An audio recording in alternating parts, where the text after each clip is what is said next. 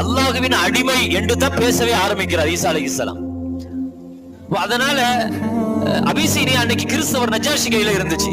எனவே அந்த மக்காவாசிகள் முஸ்லிம்கள் எங்கெல்லாம் போய் தஞ்சம் அடைகிறாங்களோ அவங்கள சரி போகட்டும் விட்டுற மாட்டாங்க, பின்னாலேயே துரத்திட்டு போய் அவங்க அந்த நாட்டினுடைய அரசர்களை சந்திச்சு அடைக்கலம் தேடி வந்திருக்கிறவங்களை விரட்டி விடுங்க என்றெல்லாம் பேச பேச இஸ்லாத்துக்கு ஒரு தன்மை இருக்குது. என்னன்னா அது எதிர்க்க வளரும். அது இஸ்லாத்தினுடைய தனித்தன்மை.